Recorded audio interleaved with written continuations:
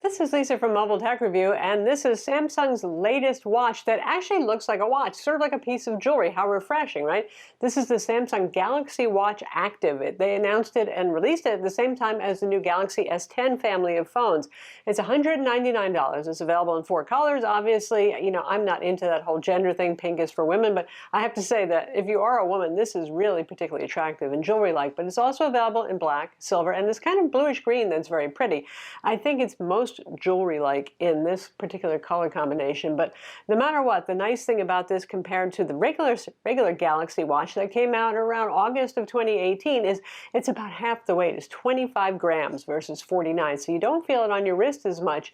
It's considerably less bulky, so if you're a woman, even though I'm like 5'10", I only weigh around 140 pounds. I don't have the biggest frame, you know, so I can't pull off something like the big Galaxy Watch. Even the 42 millimeter looks a little bit bulky, so this one works. And if you're a guy too and you don't have immense wrist bones, you're probably looking for something a little more watch size. This is just about all the features. A couple are missing though compared to the more expensive Galaxy Watch. We're going to look at it now. Also of interest for you potential Apple switchers, those of you who are captivated by the Galaxy S10 family of phones and were thinking, well, I'd hate to give up my Apple Watch. So here's an alternative. Now, the Galaxy Watch actually supports iOS as well as Android. You don't have to have a Samsung phone, though, because it has some Samsung-specific apps. It's most ideal with a Samsung phone. If you are an iOS user and you're sticking with iOS, I would still go with an Apple Watch because you get way more features and a lot more integration. This one, for example, you know, you don't get replies to messages. You just see them on the watch, that sort of thing if you're using iOS. If you're using Android, or if you're using a Samsung phone particularly, you'll get full notifications, and for things like messages, you can do a canned reply. You can use your finger to draw on the screen if you really want to write it out. Use a T9, old-fashioned T9 kind of thing. You get the idea. So there's more stuff going on there. Compared to the regular Galaxy Watch, it doesn't have the rotating bezel, which is kind of too bad because that was a great navigational way of getting around your apps, particularly because those little touch targets are kind of small when you're choosing which app you want to launch next. It's not the end of the world, and the swiping and the tapping still works okay on this one. It has a 1.1-inch watch face, so that's pretty large. If you go with the 42 millimeter regular Galaxy Watch, that's 1.2 inches, and if you go for the 46 millimeter, that's 1.3 inches. You get the idea. So it's roomy enough. It's 360 by 360. It is AMOLED. You'll probably notice it refreshing occasionally on the screen. It does have PWM, but with your watch, something that typically stays on for about 15 seconds, you're not going to get eye strain. It is very bright and very colorful, and it's very visible outdoors, so that's really what counts with the watch. It has an always-on display, which is kind of like all these watches, a faint display that you'll see if it's not a super bright room, and yeah, you get the idea there. It uses 20 millimeter watch bands. It's really easy. It's just a little slider pin to take those bands off if you want to swap others in. And Samsung makes a whole array of 20 millimeter bands. So the 42 millimeter Galaxy Watch, for example, uses the same band. So you can go with leather if you want, if you don't like the elastomer hypoallergenic band that it comes with. And there's silicone bands and different color bands and all that sort of stuff. It comes with the usual kind of charging pad, mini lozenge with a USB cable at the end of it that you can plug into either your laptop or any charger that you have. And you can charge it if you do happen to have a Galaxy S10 family phone by placing it against the back of your phone, which is pretty cool because it charges pretty quickly that way. It does not, however, surprisingly work with Samsung's own fast charger meant for phones. Who knows why, but it doesn't.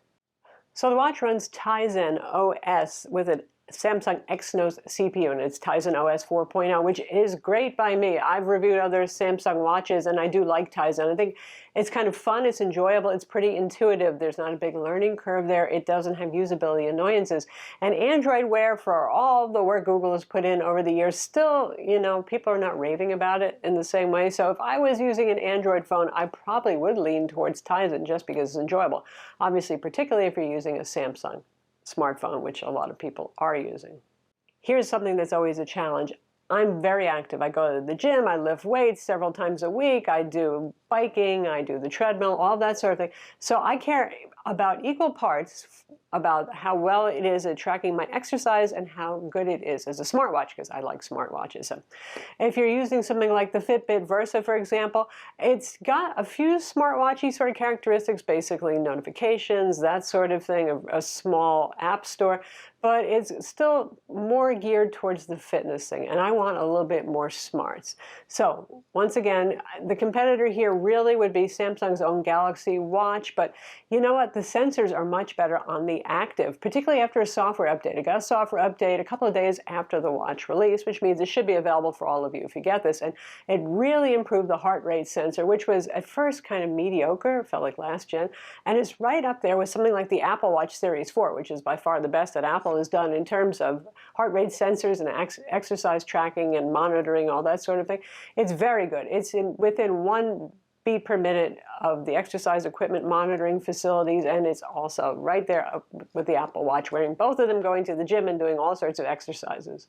And it supports many kinds of exercises, so that's really fantastic. So you've got different kinds of weight training, circuit training, you've got your elliptical, your outdoor running, your treadmill, your biking, you get the idea, and swimming. It is water resistant to 5 atmospheres like many smartwatches these days, including the Apple Watch Series 4. So yes, it can track swimming, and it has an exercise auto tracking facility, which worked pretty well in my experience. I went for a walk, a brisk walk, and it figured that out within about 5 minutes, and it knew that that walk had been going on for a while, so it kind of backdated it when I said, yes, go ahead and start tracking me. It does have a GPS, and it wasn't that slow to lock on. I know some people have better results than others. I'm in a relatively suburban, open sky kind of location, but it got the GPS, and it actually will show you a map on screen of your smartphone so you can see where it is that you went and did your run, your walk, your outdoor biking, that sort of thing. Now, this does not have LTE 4G, so the good news is no paying $10 a month extra on your cell phone contract. The bad news is it does depend on being close to your smartphone. So it uses Bluetooth 4.2, Wi-Fi direct to do those things, and that's it. So if you go out of range of Wi-Fi and a Bluetooth, then, well, it'll still track your exercise, it'll still function as a timepiece, but it won't get notifications and any data. Like if you want to get a weather update, it actually pulls that from your phone. Your phone does have to be nearby if you want all those things to update. It does have a microphone, so you can use Bixby. Oh, lucky you. Well, you know, Bixby on the watch is a little bit more useful. You can ask it what the weather is, although you probably have the weather widget pre-installed on it. But things like that, you know, the weather, the time, change settings, that sort of stuff, it's there, it works. That's what the microphone does. It does not have a speaker, and I kind of do miss that. I like having a speaker. So if you're doing an alarm on it, it will vibrate on your wrist, and that is all. You won't hear it. And for notifications, it vibrates. You can set the vibration intensity. It's pretty easy to feel it and notice it, but you're not going to hear any sounds for that either. That also means it can't work as basically an extended Bluetooth earpiece for your phone, the way the Galaxy Watch can, because it has both a speaker and a microphone, so you can actually answer and take a call on the watch if you want with the Galaxy Watch, but not with this active model. It's a smartwatch, so you expect apps, and Tizen has been around for many years now, but the App Store selection is still not immense. You can use the Galaxy Store app on your phone to go and take a look, and there's actually a pretty good selection of watch faces out there, many of which are free. There's free and pay-for apps both available. You can sort by free and by paid, so if you're a cheapskate like me and you're looking for free, you can do that. The app's not a great selection, but you've got Uber, you've got Spotify. For me, for a smartwatch, I'm not so much of an app junkie. I have my phone to be app junkie. Like I mostly want to have notifications and exercise tracking and a couple of things like being able to call an Uber is cool, streaming Spotify because the watch does have Bluetooth, so the usual thing with smartwatches is you can pair Bluetooth headphones or earbuds or the new Galaxy Buds with it, so you can listen to tunes that you've transferred to the watch using Wi-Fi direct between it and your smartphone. Navigating through the interface is like any other smartwatch these days. You swipe back and forth, you swipe up and down, you want to get to settings, you want to get to notifications. It has little notifications with a little dot that you can turn on and off. It tells you there are notifications, and you swipe through. One thing I wish it would do, but it's not doing, is if a notification comes in, you feel it vibrate, you look at your watch, it would be nice if it opened it up for a short period of time so you can see what it was, so you don't have to go and then swipe and check. But it also has sleep tracking, which is something that I've found has worked pretty well on Galaxy watches, and also on the Gear Fit and Fit 2 products. It seems fairly accurate without having a sleep scientist available to me to decide how much time I'm spending in light sleep versus deep sleep versus REM sleep. It seems to notice when I wake up and when I fall asleep again. Once in a while I notice it thinks there's a sleep interruption for some reason and doesn't figure out that I've fallen asleep, so my sleep will show up as two separate chunks for that evening. Only once in a week has it not missed the fact that I've gone to sleep. And believe me, I was not doing like trampoline things in my sleep or something. I don't know how it missed it. But overall, as I've reviewed many of these products, it does a pretty good job of sleep tracking. One thing to note is that this is still very much a right-handed person's product. Even though I am left-handed, I'm wearing it on my right hand because that's my non-dominant hand. Some other watches do have the option to let you basically upside down the face so that the buttons are on a more convenient side. So yes, I can put it on this side, but the buttons are kind of towards the inside up my arm here. A little bit annoying. It's not a deal breaker, but it would be nice if they offered the option. I've actually seen the accelerometer in action because it once rotated to 90 degrees on its own. I think that was actually a bug. So yes, obviously the display could rotate. They're just not doing that.